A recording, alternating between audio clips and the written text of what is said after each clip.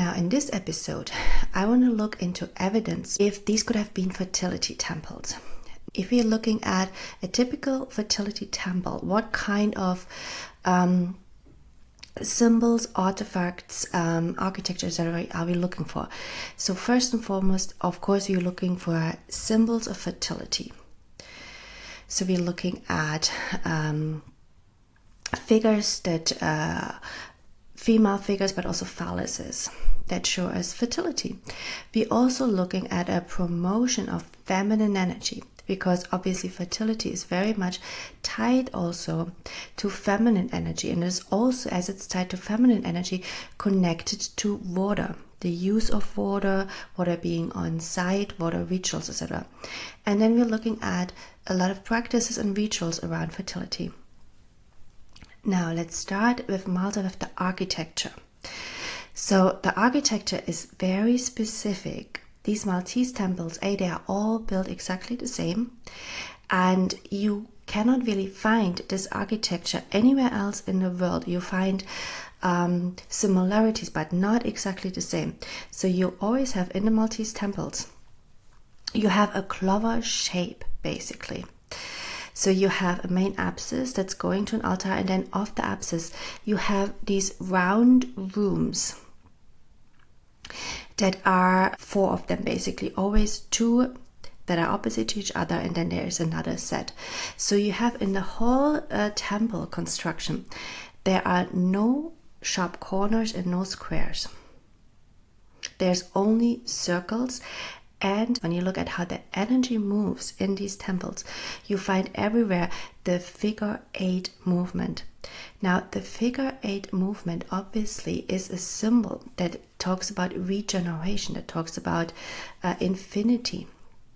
But also the round shape is again a symbol that is connected to cycles, to birth, to death. It's very feminine. These are all feminine geometrical shapes that we are finding here, that representing birth and death, cycle, feminine energy, that promoting also a free flow of energy. When you look at it from a feng shui perspective, because you have no sharp corners, you really have an absolute incredible free flow of energy that's here created, that also allows for an amplification of energy. And I talked about this in the previous episodes, that specific rays here were amplified, from Mother Earth, but also from stars, especially from the star series.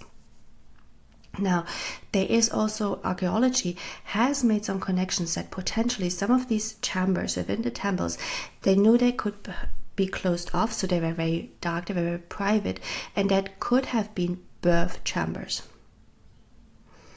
or chambers to conceive potentially as well. Now, this sort of architecture where you only have circles, which is very feminine again, and is also promoting wholeness.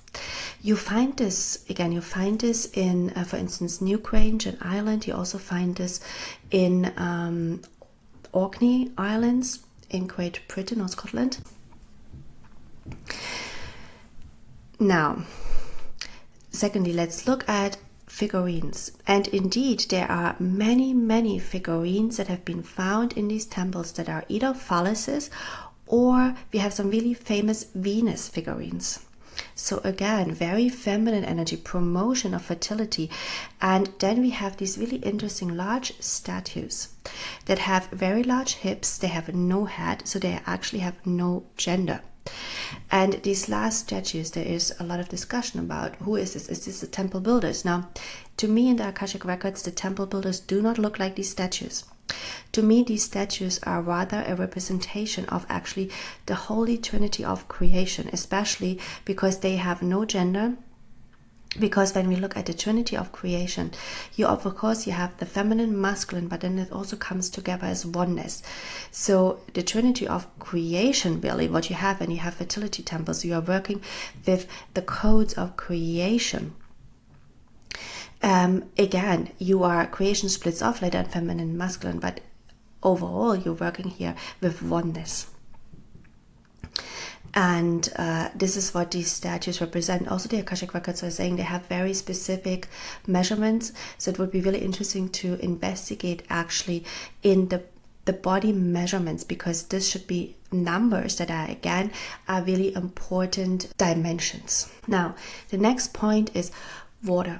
How water was used in these temples. Is there water? Actually, it would be really interesting to see if these temples have underground water flowing, because I believe so, because also of how temples interact with grid lines, and usually you have like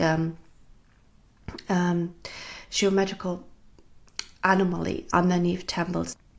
So usually temples sit on a vault because of the electromagnetism that is created there, that it's sort of like an electromagnetic anomaly that then basically allows for certain frequencies to be available and for higher states of consciousness to be accessed, etc., etc. Now, what I could see in the Akashic records is that there were a lot of rituals performed using water in these temples, and that actually a lot of the frequencies that were amplified through the temple architecture and also through the stones, and I will talk in a later video and then talk about the stargates and the temples here about the mechanics of this, but that the frequencies that were here amplified, which are frequencies that promote fertility basically, that they, and certain sound frequencies, because these are sound temples, that they were actually amplified into the ocean.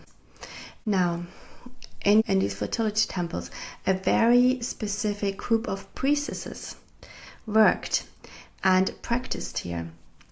And they were called Megaliths priestesses, and they were oracles. They were working also with sound, and they were working with the Devic realm to promote fertility,